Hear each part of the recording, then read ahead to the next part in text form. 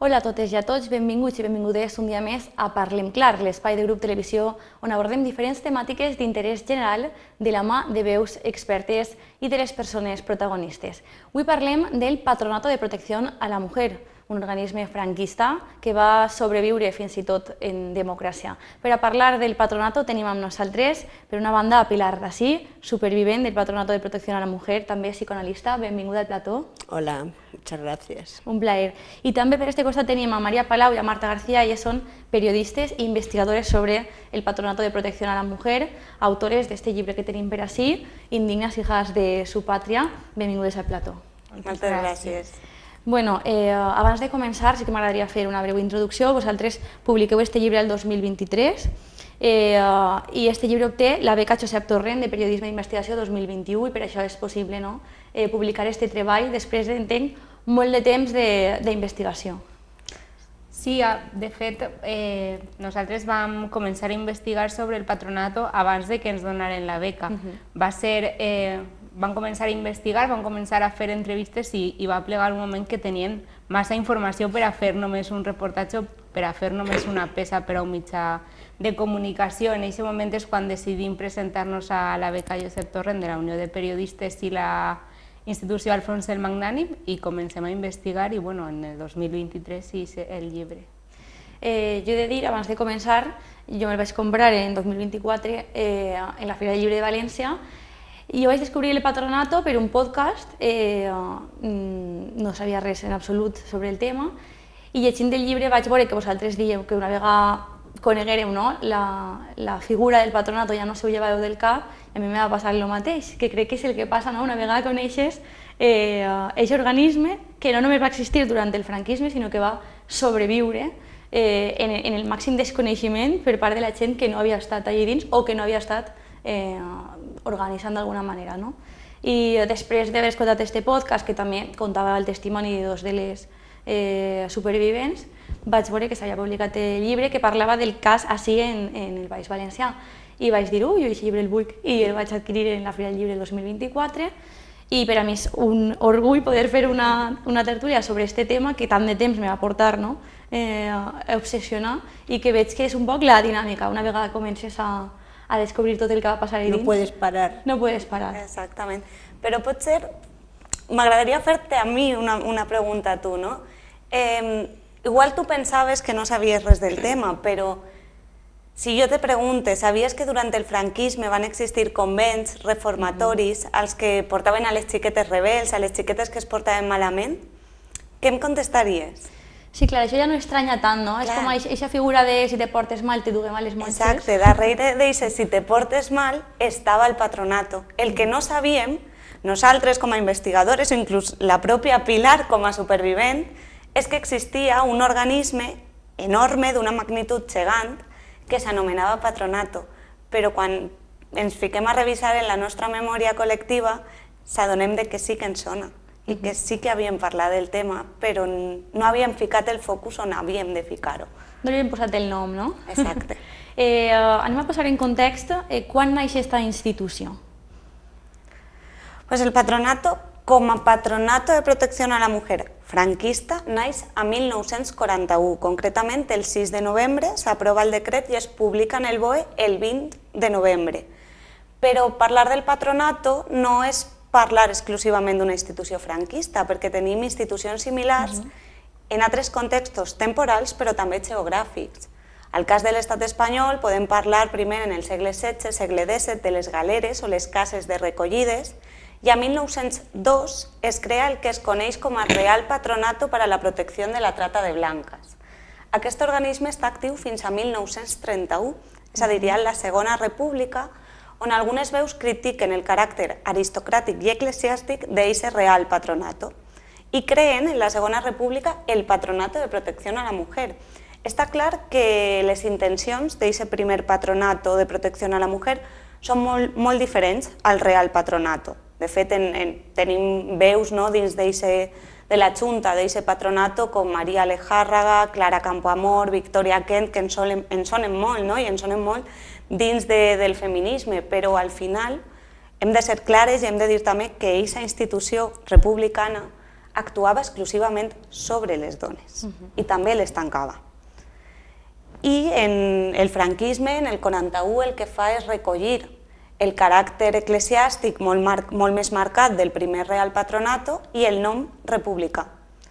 Però si ens fixem, parlem de que en molts altres contextos, Irlanda, tenim també Dinamarca, França, Argentina, Xile, tenim institucions que porten altres noms, però que també s'han dedicat a controlar els comportaments, les actituds i els cossos d'aquelles dones que per uns determinats motius s'han considerat perilloses per al règim establert en el moment. Abans de seguir parlant del patronato, anem a introduir a Pilar a la conversa. Pilar, aportem aquesta visió més personal i testimoni. En quin moment entres a formar part del patronato, quants anys tenies i com és este moment en què te porten a un lloc, entenc, desconegut completament? Primero quiero decir algo en relación a lo que ha dicho María, ¿no? Creo que precisamente hablar del patronato, y me alegro que nos hayas traído aquí a conversar sobre este tema, toca muchos aspectos de la realidad sociológica española en la diacronía de la historia. Por un lado, tiene que ver con las mujeres, es decir, podríamos decir que toca aspectos del feminismo actual y del feminismo de los 70. Por otro lado, toca el punto de la memoria histórica, recuperar aquellos aspectos donde, a pesar de los avances democráticos, el tema de la memoria ha quedado siempre en un segundo plano. Y por otro lado, también creo que toca en la cuestión de la alianza entre la Iglesia y el Estado, que en el caso del patronato de desprotección a la mujer fue verdaderamente escandaloso y duró, como María y Marta te van a comentar, supongo en unos minutos, hasta 1985. Mi caso particular. Yo nunca supe que había estado en un sitio que se llamaba el patronato hasta que la contingencia de la historia me puso en contacto con Marta y María. Para mí, donde había estado es en un convento de una orden religiosa, en el centro de la ciudad de Valencia, en la calle Hernán Cortés y luego en la avenida del Puerto, por ser estudiosa, gustarme leer la música de los Beatles, de los Rollins, por estar atenta a los cambios que se estaban produciendo en Europa desde los años, a lo largo de la década de los 60, y pues sí, me gustaba mucho el cine. Tenía dos compañeros de trabajo que luego fueron director de la radiotelevisión valenciana y el que dirigía los programas de cine de ese canal de televisivo ya que no existe, porque ha sido sustituido por otro. Y mi pecado era que me gustara el cine. Y por lo tanto, como el cine acababa sobre las 9:30 y mi hora de llegar era a las 9, pues me reñían todos los días. Mi familia, y esto creo que también es importante porque toca otro aspecto transversal del patronato. Mi familia era una familia de izquierdas, pero la ideología dominante, sobre todo en relación a las mujeres, también impregnaba a las familias de izquierdas, porque incluso creo que con más radicalidad en la medida en que muchas madres pensaban que nos iban a señalar, ¿no? Como frescas, bueno, las palabras que se empleaban en la época. Mi madre se quejaba de mí hasta que vino una prima mía a Valencia, que era de Madrid, y sospechamos que era policía del patronato. Digo sospechamos porque que era policía sí lo sé, pero que era policía específica no lo puedo confirmar porque no lo sé, ni sé cómo saberlo. Y le dijo a mi madre, no te preocupes que yo lo arreglo esto. Y un día, un sábado al mediodía, porque entonces se trabajaba los sábados, yo tenía un buen trabajo, vinieron 3 policías a por mí, yo abrí la puerta, me esposaron y me llevaron al convento de las adoratrices de la calle Hernán Cortés. Ahí empezó mi periplo y pues, no sé si te he contestado cómo llegué. ¿Cuántos años tenía? Tenía 18 años. Y fue en octubre, el 9 de octubre, y sé que fue el 9 de octubre porque como Marta y María saben, yo era muy estudiosa y aseada, y tenía una libretita donde anotaba todas las películas y todos los estrenos que veía cada semana. Entonces aparecen las películas de la época, maravillosas, ¿no?, que se estrenaban en aquella época y que todos teníamos avidez por saber qué pasaba más allá de nuestras fronteras. Y hay un momento en que está escrito con letra casi de niña, ¿no?, ingreso en el convento de las adoratrices de María Sacramento. Va a apuntar incluso la hora. ¿Qué? Que vas a apuntar incluso la hora. Sí, 2:30 de la tarde y lo pone y todo, ¿no? Mira, O sea registrado. que la perdida o en riesgo de ser perdido era una chica muy aseada que tenía una libreta con películas de Houston o de... Y esa libreta, entiendo, una vez dentro no la puedes mantener. No, me quitan todo, o sea, me quitan todo, estoy allí unos cuantos días y de allí me trasladan a la Avenida del Puerto, donde puedo ir a trabajar, pero al mismo tiempo estoy obligada a la disciplina de ese otro convento, de esa orden religiosa, que sigue los mismos patrones que la anterior. Pilar està parlant de la policia del patronato i també parla, no, dels convents i de la implicació de l'Església en tota l'organització del que és el patronato. Com s'estructura el patronato a través d'estos reformatoris i d'estes ordres religioses?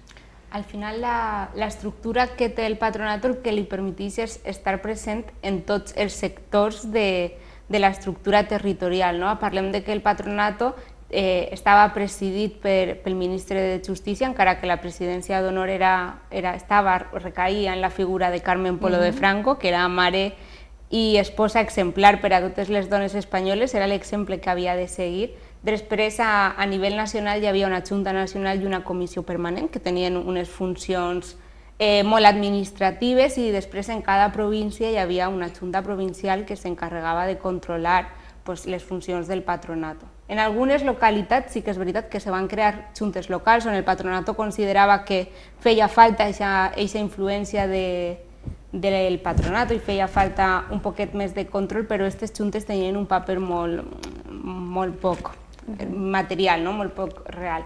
Però sí que és veritat, parlaves tu de la importància de l'Església, al final qui controlava i qui s'encarregava del funcionament i del dia a dia dels reformatoris del patronato era l'Església, i era l'Església per dos motius. En primer lloc, perquè va cedir els seus espais, parlem de convents que se van reconvertir en reformatoris per a tancar a les xiquetes que ells consideraven rebels, i per altra banda perquè van cedir tots els seus recursos humans, aquestes monges que s'encarregaven de la reeducació de les xiquetes.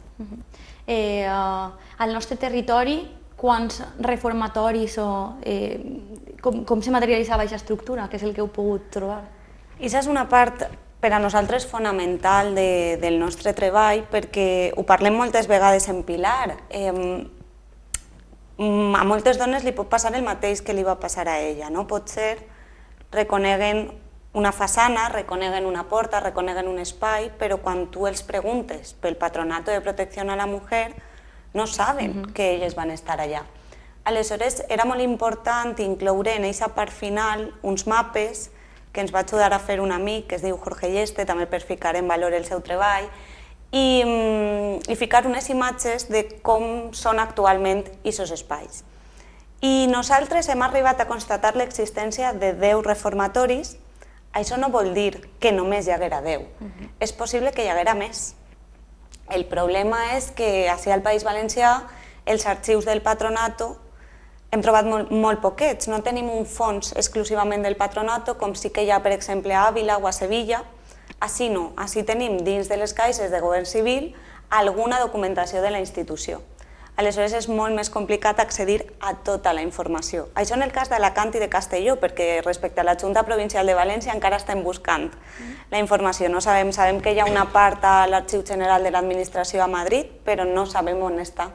On estan tots els expedients, on estan totes les fitxes, on estan els exàmens psicològics, els exàmens mèdics que li feien a les xiquetes i que encara no hem trobat. Aleshores vam constatar l'existència de 10 reformatoris i de 3 maternitats.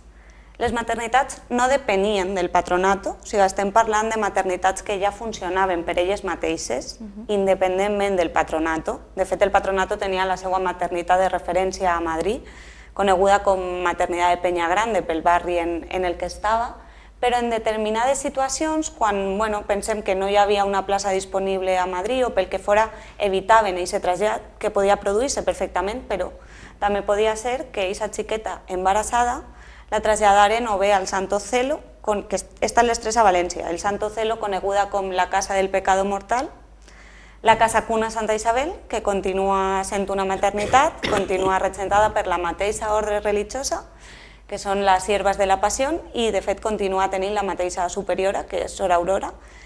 I per últim teníem un hospital maternal que era la Clínica La Cigüenya, que a molta gent li sona, perquè clar, es van produir molts casos de bebès furtats, d'adopcions il·legals en aquests espais, independentment del patronato. Altres molts vinculats al patronato. Per tant, teníem els reformatoris, d'una banda, i aquestes clíniques, d'alguna manera, vinculades al reformatori. També algunes dones que donaren a llum en el patronat. Sí, estem parlant de que un dels grans pecats, no només per al patronato, per al règim d'aquest moment, per a l'Església, per a la moral que s'imposava en aquell moment i el que s'entenia que era una bona dona i el que no ho era, quedar-se embarassada fora del matrimoni era un dels majors pecats. Aunque hubiese sido violado por un familiar. Exactament. Encara que aquestes relacions sexuals fora del matrimoni hagueren sigut consentides o no, o encara que qui t'haguera violat fora ton pare. Tenim casos de supervivents, de companyes que van ser violades pels seus propis pares. Aleshores, aquestes xiquetes havien de ser apartades, havien de ser ocultades.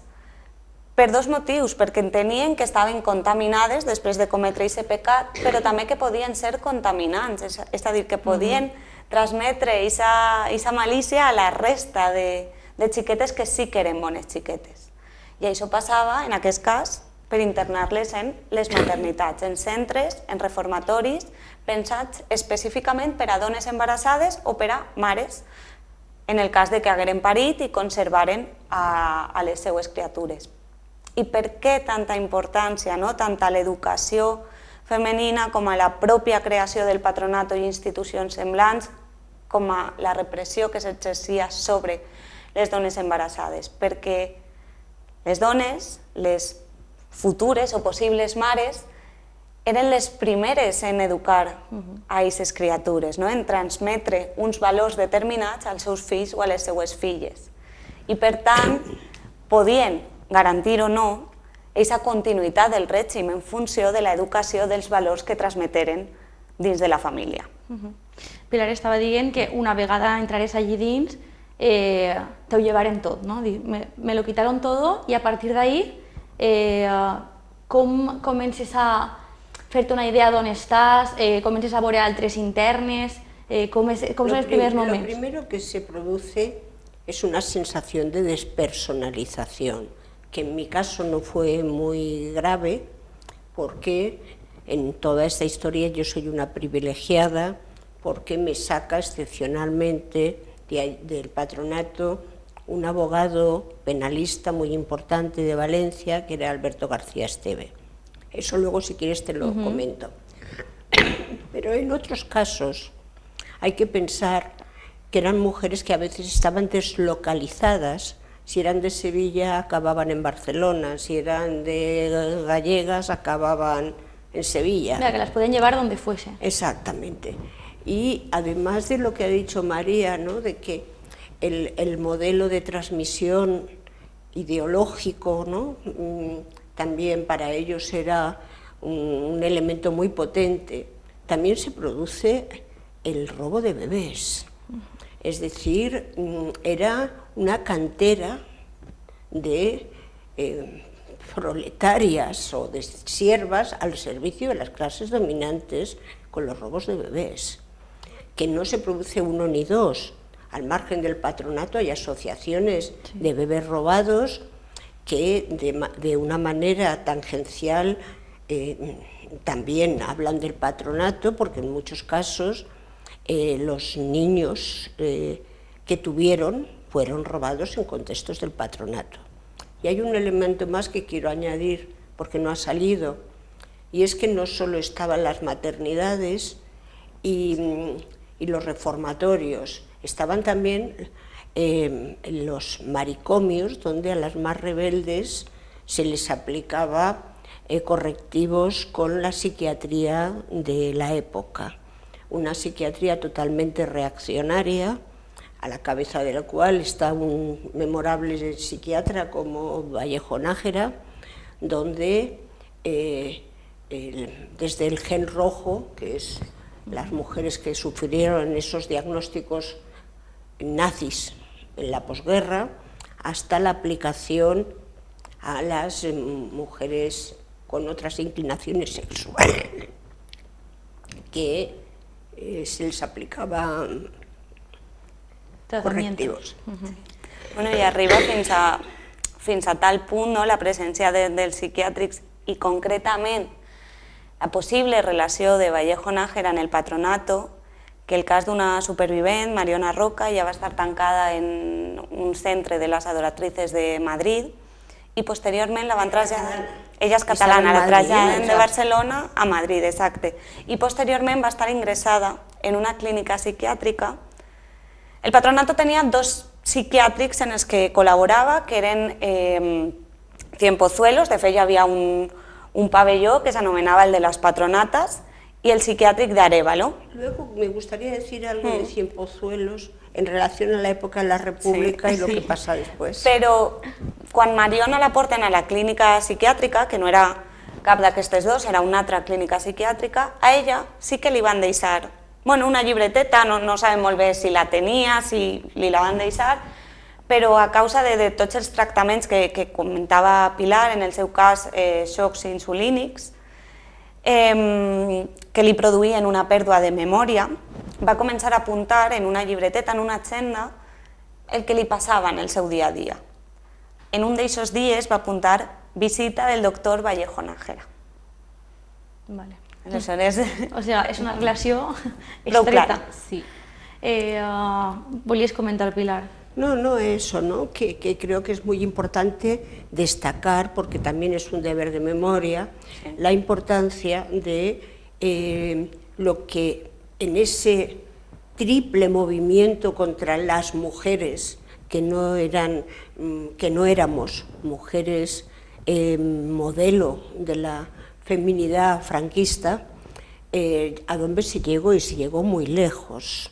Se llegó muy lejos con aspectos represivos que hoy serían impensables, pero que pueden volver en cualquier momento si no tenemos un poquito de cuidado, ¿no? Entonces, quería decir lo de Cienpozuelos, porque descubrí muy recientemente, por una ponencia que tuve en el Ateneo de Madrid, que precisamente Cienpozuelos era el psiquiátrico más vanguardista desde el punto de vista psiquiátrico. Yo me dedico a esto, por lo tanto sé de lo que hablo, en la época de la República. Y no es de extrañar, la consecuencia es que precisamente el franquismo lo hizo el psiquiátrico más reaccionario de todos los psiquiátricos. Hace poco me leí un librito que me regaló Patricia sobre los psiquiátricos en España en los años 70, y es muy interesante ver precisamente qué pasaba a nivel de la psiquiatría en España, ¿no? Y cómo las mujeres arbitrariamente eran encerradas allí, incluso para robarles sus patrimonios. Pero en el caso de, por ejemplo, de chicas lesbianas, ¿no? Con inclinaciones sexuales, afectivas, diferentes al modelo oficial, pues les hicieron verdaderas barbaridades. Algún psiquiatra se rebeló contra eso y también escribió, y tenemos documentación, pero ya en la transición, ¿no? Cuando fue posible, porque antes no. Xiques, anem a fer una breu pausa i de seguida seguim parlant. Tornem després de la publicitat.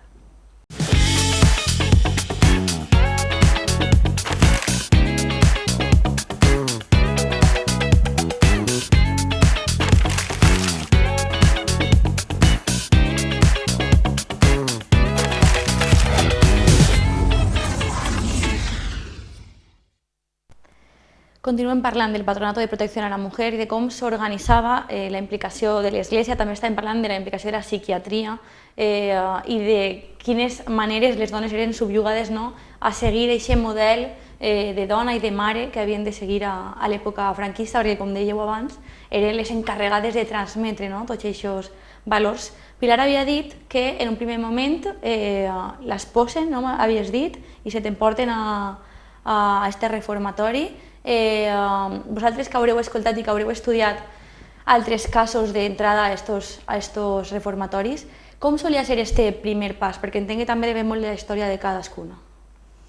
Sí, depèn, cada supervivent té la seva història, però jo crec que pel que preguntes el més important d'assenyalar, i és una cosa que nosaltres sempre diguem i sempre denunciem de certa manera, és que si el patronato va estar actiu durant 40 anys és perquè hi havia com a mínim una espècie de consens social que va permetre que totes aquelles xiquetes que s'escapaven d'aquest model de dona que havia imposat el franquisme acabar internada en un reformatori.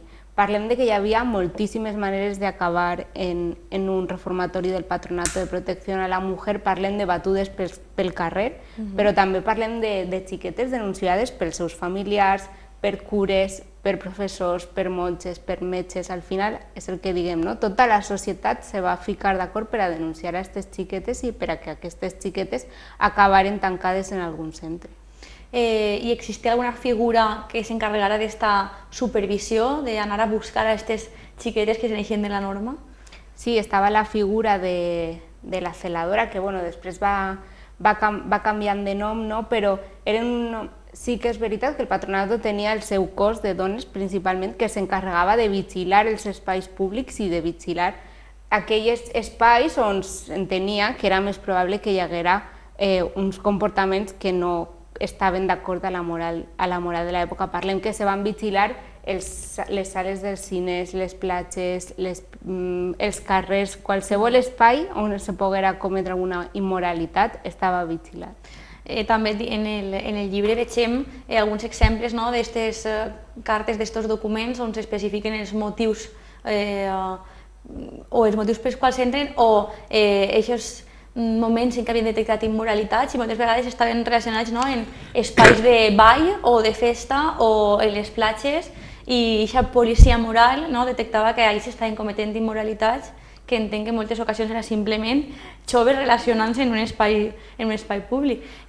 Pilar, tu arribes a conèixer dins del patronato altres xiquetes. Per quins motius acabaven ahí? Bueno, es una cosa que yo transmito siempre y es que en el patronato la procedencia de las chicas que estábamos allí era transversal a la sociedad. En mi caso yo era de una familia de izquierdas, pero las familias del régimen también llevaban muchas veces, encerraban a sus hijas en el patronato, pues por ejemplo, porque llegaban a la universidad y se encontraban con el ambiente universitario de la época que era bullicioso y bueno, las metían. Por ejemplo, tenemos el caso de una compañera nuestra que es Rocío Paso Jardiel, hija de Alfonso Paso y nieta de Jardiel Poncela, que estaba en el patronato. De hecho, en el Día del Perdón que tuvimos en Madrid, sí, ella testimonió también, ¿no? Y en el caso de mi experiencia personal, en Hernán Cortés, yo hice amistad con una chica que vivía cerca, en el centro de Valencia, de la burguesía franquista valenciana, que estaba ya un año y pico. Ella estudiaba primero de filosofía y en cuanto sus padres vieron el camino que llevaba, primero de filosofía en los años 70, imagínate cómo sería aquello, naturalmente la metieron inmediatamente en el patronato y no tuvo tanta suerte como yo, porque ella sí que se quedó en Hernán Cortés. Entonces no es cierto lo que dicen, que eran chicas perdidas, un riesgo de caer y todas esas patrañas, ¿no? Sino que era una moral impuesta para perpetuar el franquismo. I això de les dones caigudes o en risc de caure, que també ho nomeneu al llarg del llibre, això què significava? Perquè pel que estem veient era un gran ventall de possibilitats. Sí, efectivament, al final hi havia, així com hi havia moltíssimes maneres d'acabar en el patronat, també hi havia moltíssimes formes de ser considerada una dona caiguda o en risc de caure. Parlem de que en el cas de Pilar va acabar tancada per anar al cine o a plegar tard a casa, però parlem de dones que portaven la falda molt curta, que anaven pel carrer de la mà d'un xic, que fumaven pel carrer. També, ho parlàvem abans, dones que es quedaven embarassades fora del matrimoni, ja fora de manera consentida o no consentida, però també mostrar una sexualitat diferent a l'heterosexualitat o la simple acusació de tindre totes aquestes actituds, perquè tampoc feia falta demostrar-ho, sinó que algú te denunciara per fer-ho. Parlem també de dones que van estar tancades per manifestar-se en contra de la dictadura. Al final és el que parlàvem, qualsevol comportament que s'allunyara un poquet d'aquest model estricte que el franquisme va imposar a les dones podia acabar tancada en aquests centres. I una vegada passàveu a formar part d'estos reformatoris, la pàtria potestat continuava sent dels pares, passava a ser de l'Església, com funcionava això? Crec que millor pot contestar això es Pilar. Pilar. No, mis padres, como se dieron cuenta de lo que había pasado, me quisieron sacar de allí. Esto lo sé por mi hermana, que lo ha contado a Marta y a María y en un programa, pero se dieron cuenta de que habían pedido la patria potestad. Entonces, que ya yo pertenecía al Estado y por lo tanto ellos no podían decidir sobre mi salida de allí en absoluto. Por eso, si yo salí, y creo que soy la única persona que ha salido del patronato, fue porque un abogado dijo: o esta chica sale inmediatamente o presento una querella criminal, o como se llame jurídicamente, porque igual lo he dicho mal. Y, oye, mano de santo, salí enseguida. Quin any era? En 1970. Pero yo creo que sabían perfectamente quién era Alberto García. Ho sabien i sabien que l'única reforma legislativa que es va fer en més de 40 anys, des de 1941 fins a 1985, va vindre l'any 1952. És l'única reforma legislativa que se va fer respecte al Patronato de Protección a la Mujer, que bàsicament el que feia és ficar sobre el paper qüestions com la possibilitat de llevar la pàtria potestat als progenitors, unes qüestions que realment ja es venien fent, però que en aquesta reforma legislativa van prendre un cos legal que abans no tenien. Dins del patronato, com era el dia a dia? Perquè, clar, estem parlant de com s'arribava ahir, però les diferents supervivents heu parlat de treballs forçats i que també s'utilitzaven per a nutrir a les grans empreses, a les grans marques, fèieu treballs no remunerats y a més en condicions infrahumanas. Infrahumanas. Yo trabajaba fuera, porque volví a la empresa donde trabajaba, una empresa de ascensores muy conocida en Valencia, pero mis compañeras y todas las supervivientes, sobre todo en otras condiciones, pues cuentan que trabajaban desde para el Corte Inglés, como para la Expo de Sevilla, el que fue en el 72. Para el Mundial también de fútbol. Barbaridades. Nunca les pagaron y era todo un negocio. Si era un negocio lo de los bebés robados, el trabajo esclavo de las mujeres era también, al punto de que podemos enlazar las dos cosas, porque hasta que no hacían el trabajo a destajo que les pedían, a veces no podían dar de mamar a sus hijos. Y eso lo cuentan muy bien algunas compañeras mías, de que ellas tenían el pecho lleno de leche, el niño estaba sin comer, pero si no cumplía, eso se llama sadismo, se llama tortura. Ser malas personas, se trata de hacer un uso del poder de lo más repugnante que yo conozco. A mí no me ha pasado, pero sí que conozco a mucha gente que le ha pasado. Què estaves dient? No, inclús que parlaven de que en alguns casos esprits plens de llets, no? Però que també podien inclús escoltar-los plorar o sabien que probablement estarien plorant. I nosaltres sempre parlem, tant en els tallers com en el cas dels casos de bebès furtats o d'adopcions il·legals, parlem d'una qüestió d'utilitat. O sigui, al final, totes aquelles dones que eren allà tancades per a una reeducació moral, per a fer les bones dones, més enllà d'aquest propòsit que recollien el decret de fundació, havien de ser útils. I aquesta utilitat en aquests casos passava per una utilitat econòmica. Hay una anécdota que escuché en una conferencia de que también se hacían bordados para dotes.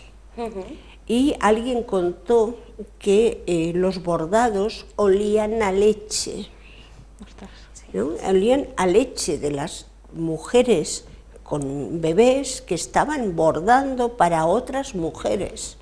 Todo eso sin cobrar.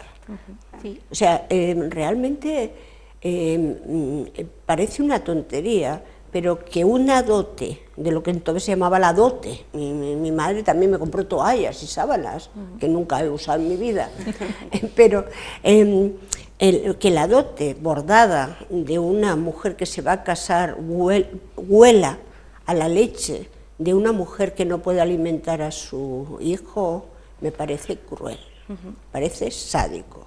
Sí, jo també ho volia dir, perquè Pilar sí que ha dit que ella tenia el seu treball, anava a treballar, però crec que no ha quedat molt clar que Pilar anava a treballar però que el seu sou, el seu salari, era per a les monges, no se'l quedava ella. Y que ir a trabajar no implicaba que cuando llegara no tuviera que fregar el suelo arrodillada, ¿eh?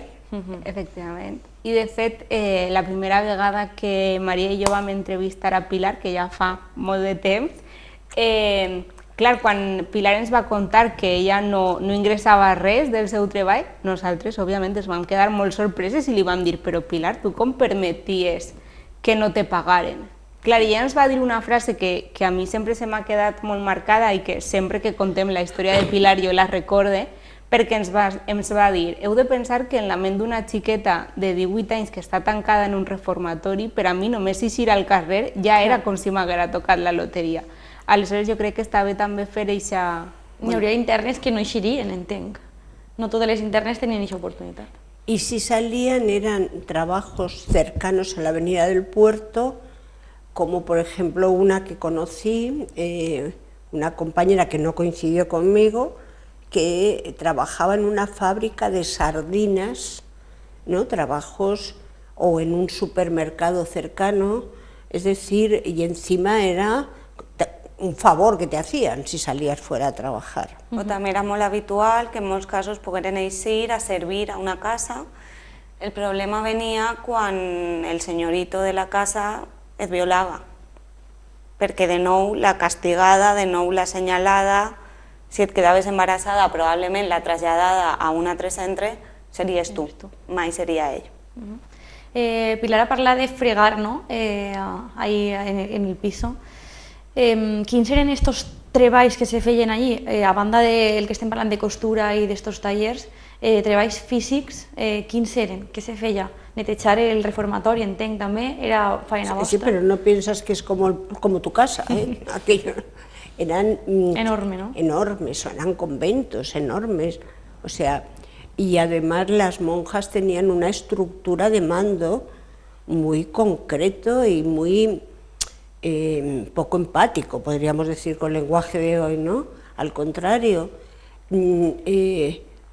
con insultos verbales, ¿no? y con recriminaciones cuando una no era muy habilidosa. O sea, yo tenía la suerte que sí que era habilidosa, pero en fin, uno no tiene por qué saber fregar. I que éreu molt jovenetes. Vull dir, n'hi hauria gent també més jove de 18, ¿no? Entonces, con 18 años ya habíamos fregado mucho. Ja m'imagino. Incluso en casa. Sí, bueno, però estem parlant de... Segons la llei, les xiquetes que entraven allí tenien entre 16 i 25 anys. segons la llei. Nosaltres hem trobat casos, no de majors de 25, això no, però sí de menors de 16 anys. Al final estem parlant, i nosaltres sempre ho recalquem molt i ho hem comentat al principi, però el Patronato va ser una de tantes institucions de repressió contra les dones, exclusivament contra les dones, que va crear o que va recuperar d'altres contextos el franquisme, i sempre en l'ajuda material, en l'ajuda econòmica, en l'ajuda ideològica de l'Església. No ens podem oblidar, i en aquest cas també de la psiquiatria. Però a banda del Patronato teníem el Tribunal Tutelar de Menors, teníem l'obra de redenció per a mujeres caïdes, teníem les presons de dones, teníem els psiquiàtrics, teníem el matrimoni també en molts casos. Hi ha dones que, bueno, sempre que parlem del Patronato estem parlant de xiquetes, però estem parlant de dones solteres. Aleshores, una via d'acabar en aquesta institucionalització era el matrimoni. Moltes supervivents coincideixen, moltes, a l'hora de parlar, a l'hora de dir que intentant fugir del Patronato es van casar. Elles normalment sempre gasten la mateixa frase que diuen «me casé con el primero que pasó por ahí». Sempre és la mateixa frase sense haver-se ficat d'acord. I després de la barbaritat del Patronato va vindre la barbaritat d'una relació de violència masclista. No es mi caso, que es todo lo contrario, porque si a mí me sacó Alberto García Esteve fue porque yo tenía un noviete que estudiaba medicina y era uno de los 300 represaliados de la Universidad de Valencia de medicina, que se enteró de que yo, bueno, se enteró que no me veía y por lo tanto preguntó por mí y fue él el que habló con el abogado, ¿no? Entonces, en mi caso, que yo estaba en riesgo de caer, que nunca estuve, pero eso sí te digo, en cuanto salí del Patronato, me fui a vivir con él con 18 años, me fui a Ibiza, me metí en el Partido Comunista. Todo lo contrario a lo que perseguían. Exactamente, todo. Y dime cualquier cosa que ellos perseguían evitar en mí, pues eso lo hice. Bueno, las drogas nunca me han gustado mucho. Bueno, algo te habías de deixar. Pero no porque yo, si me llegan a decir que no me drogara, me drogo. Ja. Claro, era també, jo crec que d'alguna manera s'alentava aquesta rebel·lió, perquè eren unes condicions molt estrictes. Estàveu dient que una de les maneres d'eixir era casar-se. Quines altres maneres hi havien d'eixir? Perquè, per exemple, fer-se monja podria ser una manera també, no? També era una manera que en realitat no era una manera d'eixir, era de quedar-se dins, però amb un altre estatus dins del convent, encara que, pel que sabem, tampoc eren del tot ben tractades quan es quedaven com a monja dins del reformatori. Una altra manera era fugar-se, el que passa és que moltes vegades parlàvem abans de la deslocalització, no? Si tu eres una xiqueta de Barcelona que està tancada a Madrid i te fugues, no saps on anar, no saps a qui buscar, no saps què fer i moltes vegades per no acabar dormint en el carrer acabes tornant al reformatori o acaben pillant una altra vegada pel carrer. I hi havia una altra manera que és la més dramàtica, jo crec, que és moltes vegades el suïcidi. Moltes xiquetes se van suïcidar dins dels reformatoris del Patronato. De fet, la investigadora i supervivent Consuelo García del CID, ella sempre diu que en el Patronato no tenim mortes en les cunetes, però tenim moltes suïcides que mai anem a saber quantes van ser realment. En el 1983, que ja era democràcia, va haver un suïcidi, no? Que va ser més sonat, una jove que tenia 15 anys, Immaculada Valderrama, en el reformatori de Sant Fernando de Henares, que també va ser un poc, diguem, el punt de partida de començar a parlar en premsa, perquè estem parlant de l'any 83, i de començar a publicar articles de com podia ser que no que continuarà aquesta institució, sinó que continuarà en unes condicions com si per ella no hagueren passat els anys. Sí, sempre diguem, no? I perquè per una banda sí que va ser així, que la mort d'Immaculada Valderrama suposa que sense que ella ho sapiguera va suposar l'inici del tancament del Patronato. Van passar altres moltes coses, però entre elles una va ser la mort d'Immaculada Valderrama, que pot ser un suïcidi o no. Al final el que es parla en la premsa de l'època és que el discurs oficial parla d'una mort mentre Immaculada intentava fugar-se del centre, però les seues companyes en un moment determinat diuen que no els quadra del tot. Fins així podem llegir, no? Perquè com tantes altres històries del patronato encara ens queda molt per saber, però bueno, sabem, que és la meva dada preferida sempre del patronato, sabem que altres coses van passar en 1983 i en 1983, per exemple, la Generalitat Valenciana va assumir les competències del patronato que es van traslladar des del Ministeri de Justícia, en aquest cas a la Generalitat Valenciana, i també en 1983 es va fer aquest traspàs de funcions a la Xunta de Galícia, i qui signa per la Xunta de Galícia com a secretari de la comissió mixta no és un altre que Mariano Rajoy. Ostres, Aleshores, clar, això no ho sabia. quan comences a Ahí es investigar... cuando María siempre dice, ¿a qué creéis que es Rajoy? Clar, és que avui no tenim públic per a preguntar, sempre preguntem i sempre es diuen Fraga, i no és Fraga, va ser Mariano Rajoy, el que esperem algun dia poder preguntar-li si sabia el que estava signant, perquè potser no. No crec que se'n recorde, jo. Com Jo tantes crec que altres no, persones. claro, no crec La que- memòria a vegades... Portarlos es difícil, pero bueno, si le pregunté me contaré. Exacte, però quan anem trobant històries, quan anem trobant noms, volia dir això perquè s'adonem de fins a quin punt el que comentava Marta abans, no? Fins a quin punt el patronato estava present en la societat. Estava present en la vida de tantes dones com Pilar, a qui els van parar la vida durant una temporada, uns Pero mesos. fijaros en el anacronismo. Por un lado, ya había ocurrido, yo siempre pongo esta referencia, el Mayo francés, que es en el 68. Y años después se suicida, o lo que sea, una chica por estar encerrada en el régimen franquista sin poder salir. Mientras estaban los Rollins, los Beatles, el rock and roll, incluso podríamos decir el dúo dinámico, ¿no? O los Bravos, por citar a otro personaje. Eran dos Españas muy radicalmente diferentes y las mujeres, las niñas, adolescentes de aquella época pagamos las consecuencias y que nunca han hecho nada políticamente para rectificar ese abuso. No, és que aquest exemple del 83, jo crec que el que fa és demostrar que el que van fer políticament va ser tot el que van poder per la continuïtat d'aquesta institució. És a dir, d'ahir venia la meva reflexió de la presència, no? El patronato va estar present en la vida de tantes xiquetes, avui dones com Pilar, però és que el patronato, o dins del patronato, també estaven presents molts noms que avui ens sonen d'altres espais i que en el seu moment van fer possible que això continuara. Sí, a més, pel que parlava Pilar, no? dels dos models de societat que hi havia, jo crec que és encara més important assenyalar com en les memòries dels últims anys, les últimes que podem consultar, perquè en teoria el Patronato de Protecció a la Mujer feia memòries anuals, però la realitat és que de 40 igual hem pogut accedir a 10 o 11 només. Ens falta moltíssima informació, però en les últimes que podem consultar, que són de 70, 72, el patronato el que parla i el que diu és que està vinguent molta gent de fora, molts turistes, i això el que fa és que hi hagi molta més immoralitat de la que hi havia abans i parlen de la necessitat de tindre més centres i més recursos per a controlar a la població femenina, ¿no? No puedo dejar de decir lo que dice mi expediente, porque lo conseguí hace muy poquito tiempo, hace 2 meses, ¿será, María? Por ahí, un poco més igual, però mesos. Escribí a las adoratrices y lo pedí.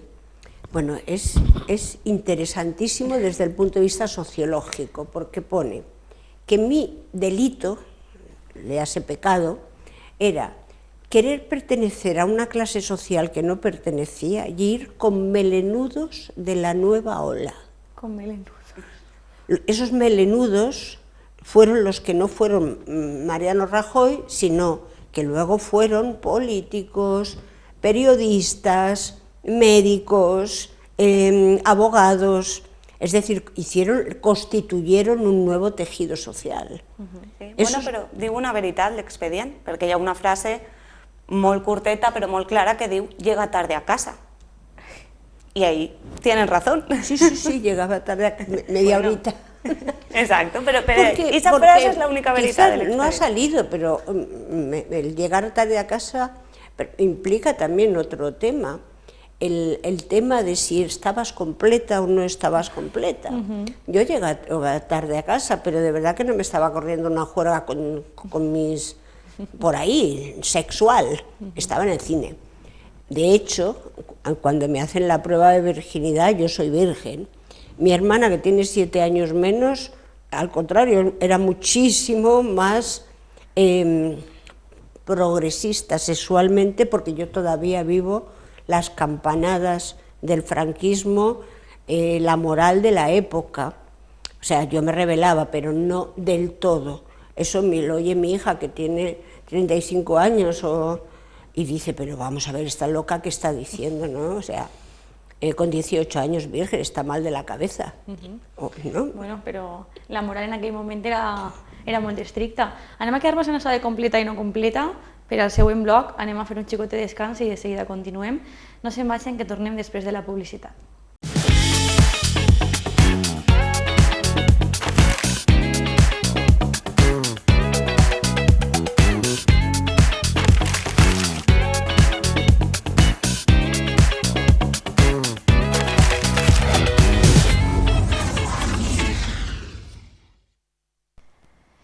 Ens havíem quedat parlant d'aixes proves de virginitat, que és un tema que no havíem tret encara al programa, que te feien quan entraves ahí per a veure si eres completa o no completa, en aquests termes, segons com conteu al llibre. Com funcionaven aquestes proves o com demostraven aquest estat de virginitat? Aquestes proves solien fer-se, i dic solien perquè si una cosa tenim clares les investigadores del patronato és que el patronato mai va seguir cap tipus d'ordre i era com que amb cada xiqueta feia un poc el que podia, no? Però bueno, aquestes proves solien fer-se en el que se denominaven centres d'observació i classificació, que solien ser la primera parada de les xiquetes quan entraven en esta roda del patronato, i dic solien perquè, per exemple, en el cas de Pilar no va ser així. El centre d'observació i classificació, que era el reformatori de l'Avinguda del Port, va ser la seva segona parada i no va ser la primera. En aquests centres el que es feia era, entre altres proves, saber si les xiquetes estaven embarassades o no, si eren víctimes de prostitució o, efectivament, si estaven completes o incompletes. També parlen de si mostraven comportaments homosexuals o altres anomalies d'ordre mental, i utilitzen aquests termes. I lo de completa o incompleta és molt important perquè, segons el que figurara en el teu expedient, el teu destí final dins de la institució anava a ser un o anava a ser un altre. O sigui, que podies anar a un lloc diferent segons si havies mantingut o no relacions sexuals. Clar, perquè s'entenia que si havies mantingut relacions sexuals havies comès el pitjor pecat que podia cometre una dona. Pilar, jo no sé si m'equivoco, me corregeixes, però vosaltres heu participat en programes, documentals, etc. I crec que eres tu la que deies en un moment donat que en aquesta època la sexualitat de les filles d'alguna manera posava en problemes a les mares. Per a elles les confrontava d'alguna manera amb la seva pròpia sexualitat. Sí, yo lo digo desde el psicoanálisis porque es evidente, pero hay una investigadora, que no sé si es Guillén, Carmen Guillén, que también lo dice en su tesis doctoral, y es que en aquella época la sexualidad de las hijas era muy problemática para las madres.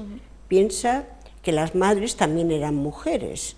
Y en la moral franquista había una dicotomía entre el ama de casa y la mujer casquivana, ¿no? Eso de, y habían canciones incluso que hablaban de tengo mi corazón repartido, de cómo se puede querer dos mujeres a la vez y no estar loca. Una es la madre de sus hijos y otra es la amante que tienen fuera. Esas dicotomías horrorosas que duraban a veces por años o la vida de una pareja toda la vida, ¿no? Había una dicotomía. Entonces, ellas lo sufrían como mujeres, pero creo que entonces también ejercían una represión terrible sobre sus propias hijas, porque no toleraban, pero no porque fueran malas personas, sino por la propia estructura social, no toleraban la sexualidad de sus hijas. La de sus hijos sí, pero no la de sus hijas. ¿Por qué? Porque ponía en evidencia a qué grupo iban a pertenecer, si a las amas de casa negadas o a las casquivanas. Claro, mi modelito era de las casquivanas, no del ama de casa tradicional. ¿Y por qué? Porque es una falsa dicotomía. No hace falta ni ser casquivana ni ama de casa tradicional. En mi testimonio, mi pequeño testimonio en el día del perdón de la Confer, yo dije que salir del patronato me enseñó algo fundamental y era no dicotomizar entre el amor y el deseo, a ser amante de mis parejas, a ser novia, amante, creo que hemos entendido perfectamente lo que quiere decir, ¿no? Y que se podía terminar una relación, pero desde luego no por la dicotomía entre la mujer del amor y la mujer del deseo, com en l'època franquista. I ara que Pilar està parlant d'això de casquivana, que és un terme que per cert no coneixia, en el llibre, en el llibre parleu i dediqueu un capítol a aquesta dicotomia entre abolicionisme i reglamentació de la prostitució, i perquè un dels objectius que perseguia aquesta creació del patronato com a organisme era d'alguna manera controlar aquest abocament de les dones a la prostitució. Era un dels objectius que perseguia, no? Bueno, realment és veritat que hi ha uns anys, els primers anys del franquisme, que el que hi ha respecte a la prostitució és un buit legal realment, però el que es busca és controlar sobretot la prostitució clandestina de menors d'edat. Però jo crec que més enllà de la reglamentació que fa després el franquisme, fa una reglamentació abolicionista, crec que l'important és el que comentava Pilar d'aquesta dicotomia, perquè parlem sempre de la doble moral del franquisme respecte a la prostitució, perquè d'una banda les dones que exercien la prostitució, que moltes vegades, sobretot als primers anys del franquisme, acabaven abocades a exercir la prostitució perquè s'havien quedat sense familiars i sense... Porque pertenecían a los vencidos y a veces no tenían maridos. Efectivament, i moltes vegades acabaven abocades a exercir la prostitució per poder sobreviure. Però sí que és veritat com se castiga a les dones que exercicen la prostitució, però per altra banda s'entén que és com inclús un rite de pas en els homes que han de ser homes experimentats en el terreny sexual i que per tant necessiten la prostitució, com aquests dos vessants que també se ve reflexada per exemple en el control de les malalties de transmissió sexuals, com són elles les encarregades i les que són vigilades, no són ells els que són els transmissors de les malalties sexuals. Per tant, jo crec que aquesta dicotomia de la que parlava Pilar se ve molt clara amb el tema de la prostitució. Hay una cosa que acabo de recordar escuchándote, Marta, y es una cosa que pasaba en los pueblos, y es que llevaban a las ciudades a los jóvenes a desbravar, que consistía en llevar a los jóvenes 2 generaciones de diferencia, una falta de vergüenza desde mi punto de vista, a que fueran a prostitutas para que tuvieran los primeros contactos sexuales con prostitutas. ¿Por qué? Porque a la novia había que mantenerla virgen y no sé qué rollo más, ¿no? Y claro, es que alimentaba la propia estructura, la dicotomía. Para follar, la prostituta; para casarte con una que es virgen. Claro, tenía consecuencias terribles sobre ellos. Y el machismo, porque a veces hablamos de machismo y olvidamos que se articula en la diaconía de nuestra historia. Un señor que dicotomiza entre la mujer del amor y el deseo va a ser machista seguro, porque no va a respetar a ninguna de las dos. De hecho, no respeta a ninguna de las dos cuando se acuesta con la una y con la madre de sus hijos no. En este documental en el que jo he vist que participàveu les tres, També en un moment donat se deia, ja no recordo quina supervivent, però deia esta era, diguem, la teoria, però jo no vaig veure en tot el temps que vaig estar allí ninguna persona que estiguera allí per prostitució. Era Pilar. Sí, Lo vas a decir tú. Es que no, pero Consuelo también lo dice igual que yo, Consuelo Sí, García pero del la Cid. frase que se emitís es la tegua. Yo no he visto ninguna prostituta en el patronato. Podría decir que sí, no habría ni, sino niñas vencidas, no caídas, vencidas por las monjas. Realmente triste y aplastadas, porque algunas, antes he hablado de la muchacha de la burguesía valenciana, pero también habían otras que veían a la Virgen y tenían visiones, no por ser psicóticas, que eso yo entiendo un poquito, sino simplemente porque era una manera de salvarse dentro de la estructura carcelaria que implicaban los conventos y lo que se llaman los reformatorios del patronato. Sí, a més, respecte al tema de la prostitució dins dels reformatoris, hi ha, a més, dos xicotetes coses molt importants. La primera és que els primers anys el patronato ja parla de que en aquesta labor de dignificació moral de les dones que ha de fer, parlar només de la prostitució és limitar-se molt. Per tant, ahir obri tot un ventall de possibilitats de xiquetes que són tots els motius dels que hem anat parlant abans. I una de les coses que sí que parlen algunes supervivents i que sabem és que si alguna xiqueta ahí dins acabava exercint la prostitució era perquè quan eixia del reformatori no tenia una altra manera de poder sobreviure. Era el propi organisme i la pròpia institució qui enviava aquestes xiquetes a exercir la prostitució. Clar. I com hem vist al llarg de tota la conversa, els motius pels quals arribaves ahir eren diversos, eren molts i diria qualsevol, no? Qualsevol motiu era suficient per acabar allà dins i d'alguna manera és que formar-te no és la paraula, ¿no? Adoctrinar-te perquè arribares a ser esa dona que havies de ser. Y no olvides que si algunas estábamos allí, el resto de las mujeres que no estaban allí estaban amenazadas con que si se portaban mal irían a las monjas. Es decir, que abarca a todas las mujeres. Exacto. Unas estuvimos, otras no estuvieran, pero no hay ninguna diferencia, porque las que no estuvieron también estaban amenazadas. Estaven amenaçades o estaven en qualsevol de les altres institucions creades o recuperades, que és important aquest matís, per a controlar a les dones, però en altres aspectes. Perquè, de fet, encara que es parla de que el patronato es crea per a controlar la prostitució clandestina, és que en el mateix BOE que es publica el decret de fundació del patronato, es publica també el decret de fundació de la obra de redenció per a mujeres caídas, que és inclús més desconeguda que el patronato, que mai recordo el número exacte de reformatoris o presons especials per a dones que hi havia a l'estat espanyol.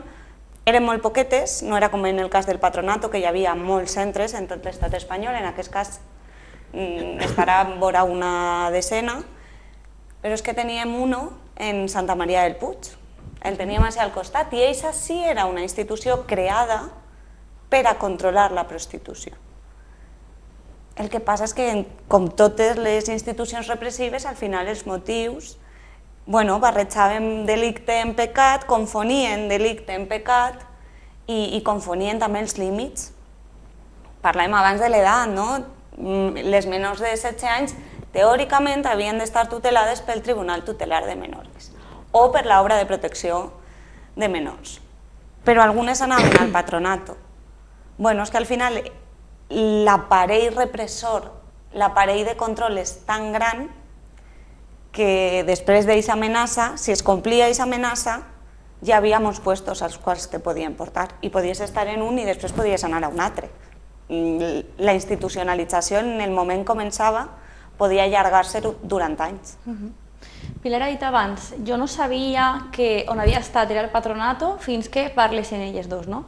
Per què cregueu que en els últims anys esta figura del patronato, per anomenar-la d'alguna manera, ha pres la rellevància que a poc pareix que comença a tindre? Es muy interesante, y si me dejas lo cuento yo, que resulta que Marta y María van a dar una conferencia sobre el libro y una amiga mía de No, la abans, el llibre encara no estava publicat. Pues cuéntalo tú. No, no, no. Entre los dos. Bueno, a la limón, lo hacemos a la limón las tres. Pues una amiga mía, pero que era de la época del Partido Comunista, cuando yo estuve en el PC, las escucha y se acuerda que hacía 40 años yo le había contado que me habían metido en las monjas y tal y cual, y habla con ellas y se lo dice, oye, que yo tengo una amiga que estuvo ahí, que yo recuerdo, que una memoria, vamos, a mí me contaron cosas hace 40 años mis amigas y no me acuerdo, pero seguramente le debió de impactar mucho, ¿no? Claro. Entonces me llamó por teléfono para ver si le podía dar a Marta y a María mi teléfono. Yo dije que sí, y entonces fue cuando vinieron a verme, me hicieron una entrevista, también estaba Carmen Monzonís, estaba mi hermana, y ahí nos conocimos. Pero es muy interesante porque si ella no hubiese recordado, no hubiesen podido ampliar con un testimonio más. Y creo que el hecho de estar hablando en los medios de comunicación, de que haya investigación al respecto, que las más jóvenes en las nuevas formas de transmisión por las redes lo transmitan, va ampliando el círculo de gente y por lo tanto gente que se atreve más. Claro. Porque al respecto quizás tendríamos que comentar también que muchas mujeres ocultaron que habían estado allí. No fue mi caso, mi familia siempre lo supo, mis hijos, ningún problema, pero hay mujeres que no, que se construyeron otro relato y muchas veces les cuesta salir a la luz porque tendrían que volver a reconstruir su historia. Y a lo mejor sus hijos no saben nada, su marido no lo sabía, cosas de este tipo. Y esto es muy interesante porque ¿por qué no lo contaban? Porque se sentían culpables. Y también doble vergüenza, a lo mejor. Doble vergüenza. Cuando eran víctimas, y digo víctimas en el sentido de víctimas de una institución que las maltrató. O sea, tenían vergüenza, no lo contaban y encima han tenido que volver a construir un relato sobre su propia vida que es falso. Sí, a més... Per què penseu que està parlant? No, però digueu el que aneu a dir. Sí, sí, no, és que anava per ahí. A més, jo crec que, bueno, passen diverses coses, no? Primer, jo crec que no diré totes perquè no són totes, però la majoria d'investigadores sobre el patronato som gent que té la nostra edat o una miqueta més, no? Som les filles o les netes d'aquelles dones que van estar tancades o que podrien haver estat tancades. Però sí que és veritat que ho mirem i ho contem amb una distància generacional que ens fa fàcil parlar perquè ja no tenim aquesta por d'acabar nosaltres tancades en el reformatori. I perquè a més jo crec que s'ajunten dues coses que va ser de fet les dues coses que ens va passar a nosaltres i que ens van portar a investigar sobre el patronato. La primera és pensar que per temps cronològic i per espai les nostres mares, les nostres ties i les nostres iaies podrien haver estat tancades i no ho van estar per sort o perquè no va tocar, però podrien haver-ho estat. I una altra cosa que passa i que impacta molt i que fa que vulguis investigar sobre el tema és que estem parlant de comportaments i d'actituds que a dia d'avui nosaltres com a dones joves tenem molt interioritzats. Jo, la meva vida, mai he tingut el pensament o he pensat que per anar al cine amb un xic m'anaven a tancar en un reformatori de monges, no? I jo crec que totes aquestes actituds i aquests comportaments que per a nosaltres formen part de la nostra identitat ja, pensar que podien haver estat motiu de càstig, te fa empatitzar molt, no? De fet, jo crec que, bueno, Pilar, si ho vol contar, té una anècdota amb una senyora del seu barri. Ah, sí, que jo crec que... Conta la anécdota. Es muy bonita. Pues pasan los años y pues hará 15 años, igual te engaño y son 17. No pasa nada. Vamos por Ruzafa y mi hermana me dice, oye, que aquí vive la señora Manola, que que era una vecina de mi barrio de Monteolivete, de cuando yo era jovencita, ¿no? Que vive ahora en casa de su hija porque es muy mayor, tenía 90 y tantos años. ¿Quieres que subamos a verla? Y yo le digo, uy, sí, estupendo. Nada, allí nos vamos a ver a la anciana, ¿eh? Lo cuento así para poner en contexto. Dos mujeres ya mayores, como nosotras, vamos a ver a una anciana que recordamos de nuestra infancia y adolescencia. Y entro por la puerta y me dice, qué alegría verte, Pilarín. Además con el nombre, qué alegría verte, Pilarín, porque pienso mucho en ti. No quería morirme sin pedirte perdón por lo que te hicimos. Y yo me quedo, que ya ni me acordaba de las monjas ni nada, ni por supuesto del patronato porque no sabía lo que era. Pero ¿qué dices? Usted siempre se portó muy bien conmigo. Dije, no. A ti te hicimos la vida imposible y te hicimos sufrir mucho por hacer las cosas que ahora hacen mis nietos. Claro. Me parece que es una anécdota muy, muy bonita, que marca la distancia y el efecto también sobre aquellas generaciones aplastadas por la ideología, que al hacerse mayor han tenido que ver que sus nietos y sus nietas, Marta lo decía hace un segundo, lo que hacen es lo que hacía yo. O sea, pero lo hacen con normalidad y los padres van a recogerlos a la discoteca a las 5 de la mañana y el día de la noche de San Juan no vuelven. Bueno, tú estás estamos en Alcira, ¿no? Y aquí debe pasar lo mismo. Pero... Sí, està clar, però per a aquestes dones que han sobreviscut tot això, no? És un esforç doble me quedé curta, ¿no? Es un esfuerzo muy más grande. Ético, es un esfuerzo ético reconocer el estar prisionero de un contexto histórico y asociarlo conmigo y cuestionar su propia actitud de aquella época para conmigo. Me parece desde el punto de vista ético una gran lección que muchas veces tendríamos que pensar que cosas que pensamos de otras cuestiones, lo ético nos tendría que hacer a veces rectificar, ¿no? Però és que al final ara treballem investigadores, supervivents, familiars de supervivents i familiars de dones que ja van morir per aconseguir que més dones puguen contar-ho. Per què ara? Pues bàsicament perquè ja era hora. O sigui, perquè portem 40 anys, en 2025 que es van complir, bueno, es compliran en agost, o sigui, ja. 40 anys de la dissolució del patronato i encara ens està costant, encara que ja ho anem conseguint... Y yo 55 años, ¿no?, que estuve en el patronato. Si pues ja, Xina de cap, pues sí. Claro, 40 anys de silenci, que no han sigut 40 anys de silenci perquè hi ha hagut persones com Consuelo García del Cid, que porta des de 2012 que va publicar el seu primer llibre, o com Patricia Morini, que va començar també en Consuelo a contar, i com tantes altres supervivents i tantes altres investigadores.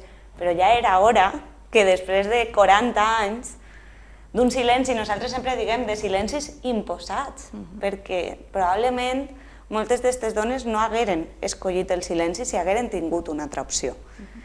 Aleshores ja és hora de que com a mínim, després podem entrar en reparacions, en procediments de justícia, però que com a mínim es parlara i que com a mínim les dones com Pilar tingueren el dret, el tenen i el veren acomplit de saber, de conèixer, com diu Pilar, de ficar els significants a la seva història. Perquè a mi personalment no me pareix just que ella no coneguera que estava en una institució que s'anomenava patronato o en un espai que s'anomenava centre d'observació i classificació.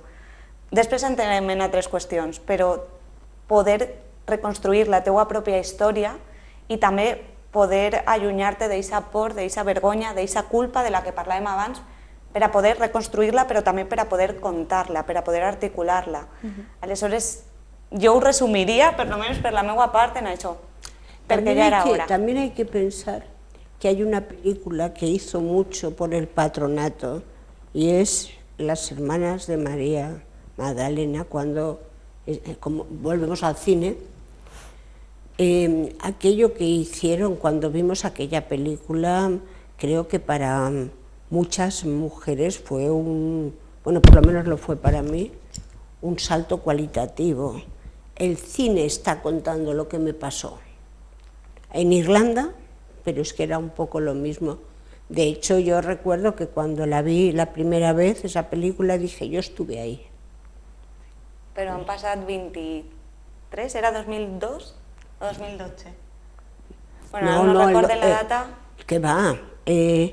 2002 o antes. Bueno, doncs han passat més de 20 anys i encara no tenim una pel·lícula en condicions que ens conte la història del patronato. No existe aún. Bueno, pot ser que no tarde, no? Perquè a poc se va parlant més i més, però el que estàveu dient de que siguen les filles o les netes les que parlen és un patró que se repeteix, no?, en tot el que té a veure amb la memòria històrica, i moltes vegades han sigut les generacions que van darrere les que s'han atrevit, per el que dèieu, perquè ja no tens eixa por que teníeu. Tú lo decías al principio, ¿no? Cuando conociste este tema, te enganchaste, o sea, quiero saber más, quiero saber más. Perquè nosaltres sí que jo crec que sentim d'alguna manera aquest deure també de mantindre la història viva, no? Sí, però, perdó. És un deute, nosaltres ho diguem, autoimposat, perquè el deure no el tenim nosaltres com a investigadores o no el tenen les supervivents o no ho té inclús tampoc els col·lectius de memòria. El deure, qui ho té, són les institucions, és l'Estat. I mentre l'Estat no està complint el seu deure i les seues obligacions, som nosaltres qui de manera individual però col·lectiva, en el moment en el que s'agrupem i treballem totes a una, estem assumint aquest deure que m'he imposat jo mateixa, que s'ha imposat Marta, que tantes altres dones al nostre voltant hem decidit assumir i tirar endavant en ell, però perquè qui realment té aquesta obligació no l'està complint. Sí, no, jo volia dir perquè, bueno, Maria ha dit totes, no?, totes les dones, i a més és una cosa que sempre parlem, com és una altra vegada més les dones les que tenim la responsabilitat d'investigar i de transmetre la història de les dones, no? Com sempre ho diguem, on estan els homes que estudien el patronato? Jo crec que és una història que afecta tota la nostra societat i que hauríem de ficar-nos tots a investigar. És una qüestió també que tenia en el guió, no? Perquè després de llegir i d'escoltar veig que moltes d'aquestes dones, d'aquestes persones que han estudiat el patronato són dones i te preguntes fins a quin punt en l'estudi de la història han interessat els efectes del franquisme en les dones, no? Particularment. I moltes vegades són les pròpies dones les que estudien aquests efectes. Sí, en el patronato passa i, de fet, sempre que anem a presentacions o sempre que parlem del patronato, sempre ho dic jo de broma, però que és veritat, nosaltres les investigadores tenim un grup de WhatsApp entre totes i jo sempre dic, si algú home vol investigar el patronato, el ficarem al grup de WhatsApp també, que no es preocupe, perquè, a més, jo crec que també una de les coses més boniques de tot el treball que fem respecte a la investigació sobre el patronato és aquesta xarxa que hem creat amb les investigadores, però també amb les supervivents. Pilar sempre ho diguem de Pilar, que Pilar per a nosaltres ja no és el testimoni de Pilar del patronato, Pilar per a nosaltres és ja una part fonamental de la nostra vida. I sempre, avui anem les tres amb els pendientes... Ai, aneu a xoc. Clar, perquè van ser un regal de Pilar, o sigui que fins a això, no? Com l'important que és ella ja per a nosaltres en la nostra vida i nosaltres en la seua també. Xiques, anem a fer una breu pausa. Tornem després de la publicitat.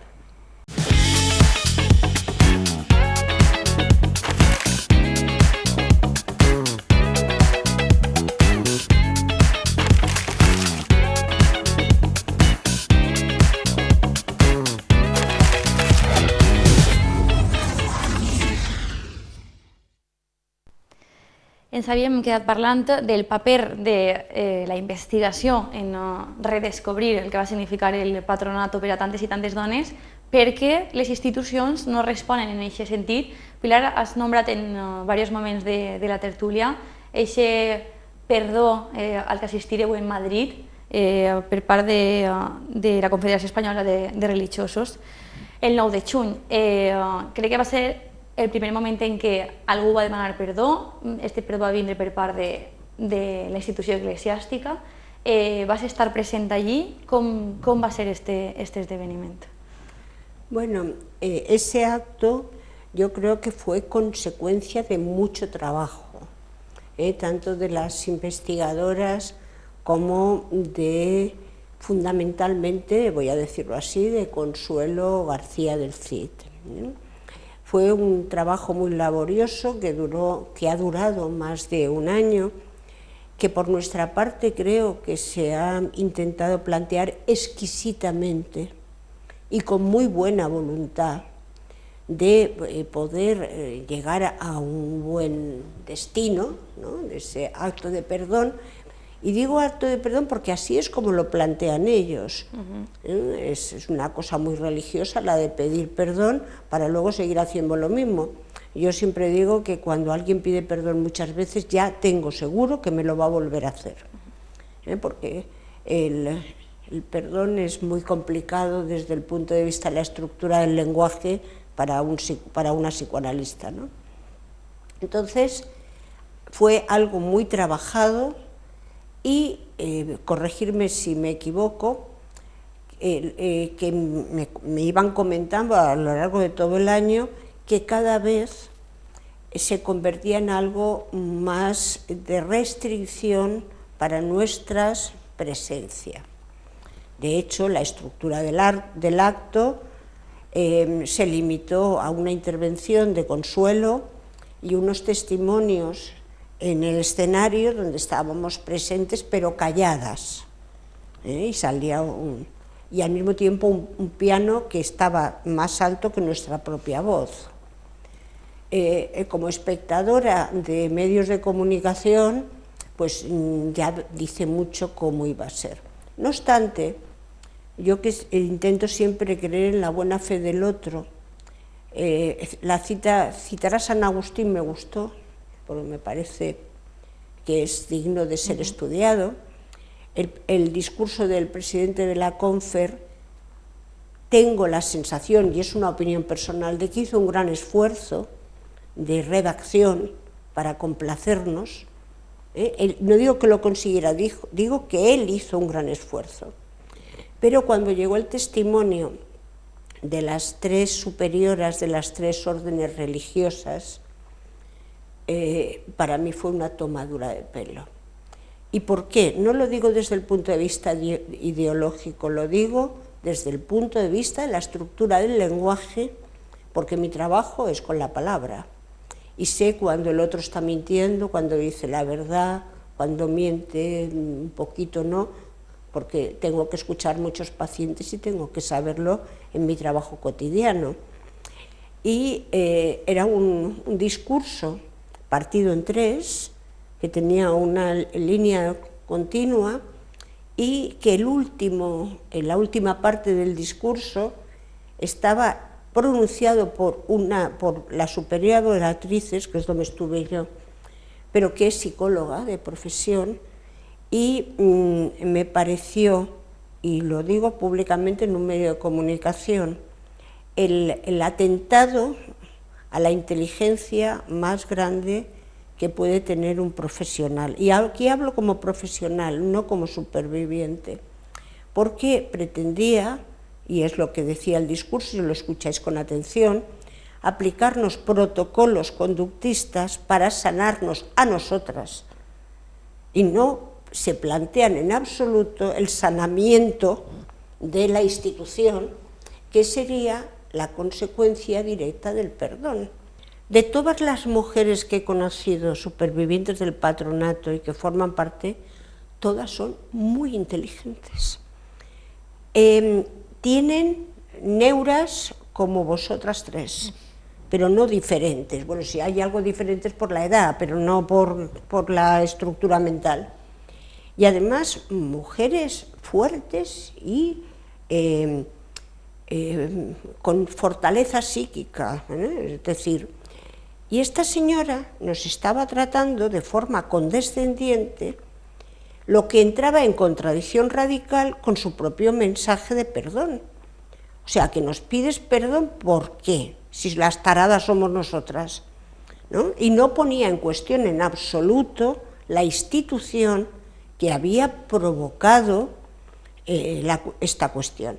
Hubo un momento antes, no sé si os lo he comentado, de subir ellas, de empezar el acto, que ella vino oye, ¿tú eres Pilar Dassí? Yo, sí, sí, sí. Dice, ¿y cómo estás y tal? ¿Eres psicóloga y psicoanalista? Yo, sí, sí. Y pues mucha alegría de conocerte, pues igualmente. Y me dice, pero tú estuviste muy poquito. Y yo dije, sí, estuve muy poquito en Adoratrices, pero de allí no me fui a mi casa. Ay, es verdad, es cierto. O sea, escamoteaba, quizás por eso fui tan fina cuando la escuché en el escenario, porque ella quería escamotear, como si yo fuera retrasada mental, la segunda parte, que es el cambio que hemos contado antes, de pasar de la calle Hernán Cortés al centro de clasificación en la avenida del Puerto. Omitía esa parte, es alguien acostumbrada a mandar y a producir efectos sobre sus subordinadas e imponer su voluntad. Claro, yo creo que allí fue el problema de que la sala no éramos subordinadas, que íbamos a cumplir su voluntad, sino más allá de nuestra voluntad, aquello fue un clamor. És que volia, abans de contar el que va passar en la sala, no s'hem d'oblidar, ja no només aquest dia, el dia 9, o com diu Ana Martínez, que és una investigadora de la Rei Juan Carlos, de la Universitat Rei Juan Carlos, que diu el dia del no. Ja no és el dia del perdó, és el dia del no. Però abans d'això, en aquest treball que comentava Pilar, van passar dos moments que jo crec que també van ser fonamentals. Un són unes declaracions del president de la Confer que, malgrat que en aquest acte del dia 9 canvia el seu discurs, prèviament, davant dels mitjans de comunicació, fa unes declaracions en les que parla de que l'existència del patronato va ser fruit d'un context determinat, dic jo, un context que va durar més de 40 anys i que d'alguna manera encara dura, no? En el sentit en el que dura aquest silenci o en el sentit en el que aquestes dones encara no poden donar el pas de contar-ho per molts motius.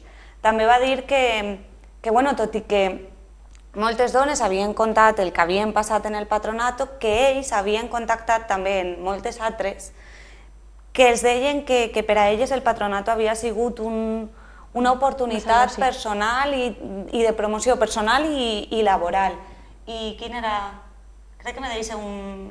Sí, va dir que ell entenia que aquest procés era necessari perquè ell només amb que una dona se fora reparada, que per ahí tenia sentit el procés, però és que no estem parlant de que és una dona que de manera personal ha anat allí a demanar o exigir un perdó. Parlem d'un sistema que va tancar a milers i milers de dones durant 40 anys.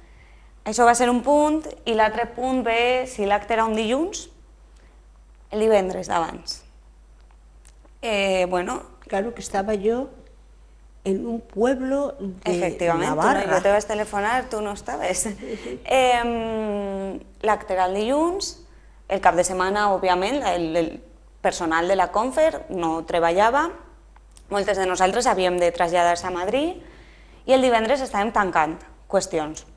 I quan dic tancant en primera persona, no del plural, algunes supervivents, investigadores, un equip que s'estàvem encarregant, de certa manera, de tindre aquestes converses en la Confer, perquè no podem anar ni totes les investigadores que ja som, ni totes les supervivents que ja som, perquè si no se plantem més de 100 persones allà a la porta de la Confer. Sí que vam estar en l'acte, però en el que eren les reunions no estàvem totes, estàvem un equip xicotet. Doncs divendres vam rebre una telefonada, en concret la vaig rebre jo, però a l'equip, en el que ens comunicaven que aquests àudios que comentava Pilar, que s'anaven a escoltar en l'acte, que havien de retallar. Havien de retallar tres qüestions. Per una banda, parlàvem d'una frase, d'un àudio que recordava totes aquestes xiquetes que van suïcidar-se En el patronato, per una altra banda, parlaven que l'àudio de Pilar, que era el que tancava aquests testimonis, havia de canviar d'ordre. Elles ho argumentaven com, bueno, com Consuelo, òbviament, tenia i té un paper fonamental en tota aquesta lluita i sempre la mencionem perquè... perquè... era molt polític. Sense ella no... Exacte, però sense ella no estaríem així, però l'argument que me van dir abans de dir-me que tu eres molt política és que per a elles quedava molt bé començar en un àudio de Consuelo i acabar en un altre àudio en el que una supervivent li donava directament les gràcies a Consuelo. Que així ne quedava com molt redó, perquè l'àudio de Pilar era molt polític. I la tercera qüestió és que... I la més important, Sí, de fet sí, era que, bueno, que elles ja ens havien dit en les reunions que no podien parlar de bebès furtats. Nosaltres havíem dit que si elles en el seu perdó no volien recollir els casos de bebès furtats i els casos d'adopcions irregulars, bueno, evidentment ens pareix horrible, no? I estem completament en contra, però que en un espai on estàs donant veu a les supervivents... Clar, no tallar aquest testimoni, aquesta part del has de testimoni. retallar... Bé, la part de l'àudio de les suïcides, nosaltres vam accedir a retallar una frase. El que ens vam trobar el dia de l'acte és que havien retallat l'àudio sencer, l'havien eliminat. L'ordre dels àudios i del testimoni de Pilar sí que van poder mantindre-ho, però l'àudio de... Bueno, hi havia diversos àudios de bebès que feien al·lusions a diversos casos de bebès furtats. Alguns trossos van desaparèixer. Nosaltres vam manifestar aquest mateix divendres que estaven completament en contra d'eliminar això. Ja no només per les supervivents del patronato que anaven a Madrid des de diferents puestos de l'Estat, a les quals els havien furtat als seus fills, algunes encara no els han trobat. I havien d'escoltar, els havíem de comunicar aquest divendres en quina cara, mira, és que estan retallant aquest àudio i és que aquesta part de la teua història no la van a contar. Ja no només per elles, que evidentment també, sinó per tantes altres companyes de col·lectius, de bebès furtats, que ens han estat recolzant durant tot aquest temps en aquesta lluita per ficar en totes les agendes, en la pública, en la mediàtica, en l'educativa, el patronato, que ens estaven acompanyant i que havien d'escoltar que la part que més els afecta a elles directament, encara que els casos de bebès furtats que els afecten a elles podien produir-se en hospitals, en clíniques, en presons també, no s'anava a parlar d'això, perquè, segons deien des de la Confer, no era el moment. Bueno, part de les nostres reaccions, quan argumentaven que és que era un delicte, com si la resta de violències de les que s'està parlant no foren delictes, una de les contestacions, en aquest cas que va vindre per part de Consuelo, va ser, bueno, si això és un delicte, anem juntes a denunciar-ho a la Fiscalia. Però elles se quedaven en aquest argument de no és el moment.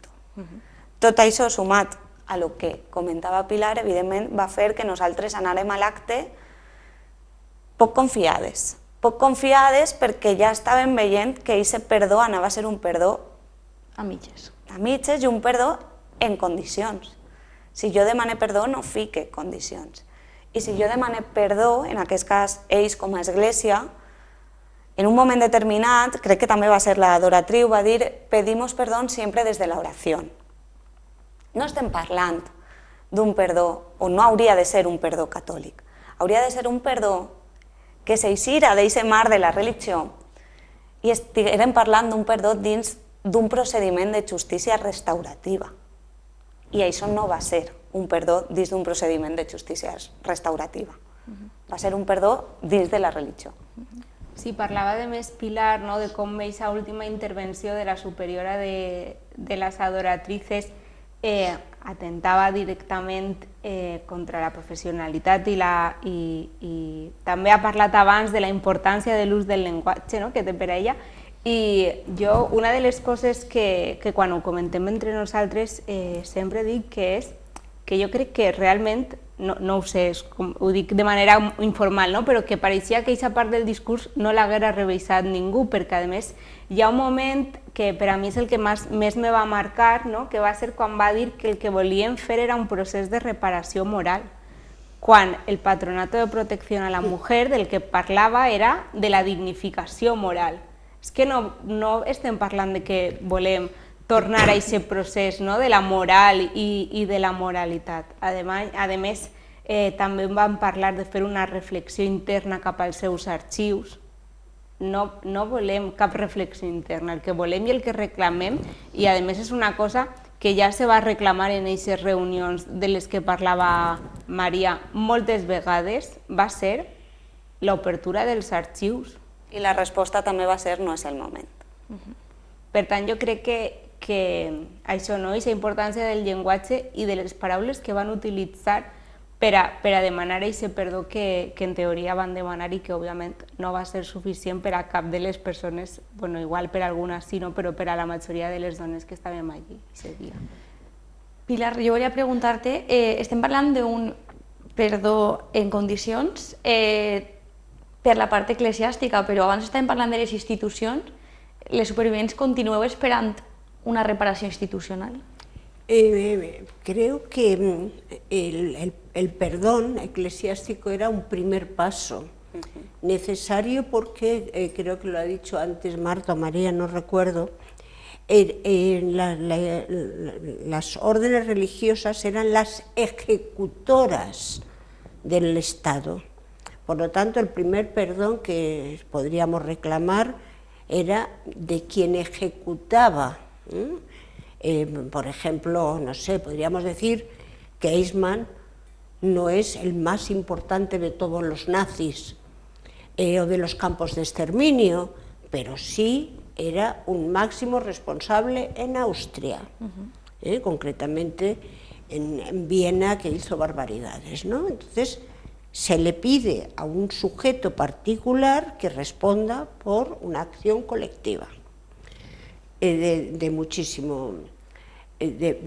muchísima prestancia, que es lo que negaban con el perdón. Alguna chica se podía sentir ofendida. No, era absolutamente perverso todo el sistema. Entonces era un primer paso, pero no el único. Un siguiente paso es quien dictaba las órdenes que ellas ejecutaban, que era, si no lo tengo mal entendido, el Ministerio de Justicia. Por lo tanto, lo siguiente que hay que abordar es la responsabilidad civil, política, tanto de la época del franquismo como ya de la transición, porque esto dura 10 años más después de la transición, incluso hay, se transfieren responsabilidades a las comunidades autónomas o a los países históricos, y es un siguiente paso. Pero es que habría otra reparación que no es moral, como muy bien decía Marta, es ética, y que tiene que ver con que esas órdenes religiosas siguen actuando a fecha de hoy con mujeres migrantes y siguen haciendo lo mismo y pensando lo mismo. Para mí la importancia que tuvo el testimonio de las superioras fue confirmarme en mi duda de si habían cambiado algo. No, seguro que tratan a las mujeres migrantes o con dificultades de prostitución o situaciones complicadísimas de la misma manera que a nosotras. Las tratan igual. De hecho, de mi discurso, lo que creo que les molestó es que yo terminaba diciendo que el dinero que reciben del Estado para seguir haciendo esta cuestión tenía que ser supervisado por comités de ética para saber cómo lo invierten. Y desde luego no le pueden decir a una chica que haya venido de un país sudamericano o de Ucrania y se haya encontrado deslocalizadísima y haya pasado no sé qué, que es que ha cometido un pecado. Me parece repugnante. Repugnante hoy, pero además perpetúa el machismo, el facherío, las posiciones sociales y perpetúa un montón de cosas que si no arreglamos, ya vemos lo que pasa en la política en los últimos meses, que de nefastas conseqüències para mucha gente, no? Xiques, hem arribat al final del programa, a mi se m'ha passat volant, queden molts temes que podríem tractar, però sí que en l'últim bloc sempre m'agrada deixar missatges de futur, com que estàvem parlant de la importància de seguir parlant, i Pilar ho ha dit des del primer moment del programa, de fer aquest exercici de memòria històrica i democràtica i col·lectiva. Bé, m'agradaria que deixareu un últim missatge sobre la importància de seguir posant-li veu a tantes històries silenciades i, com dèieu abans, fruit d'un silenci imposat.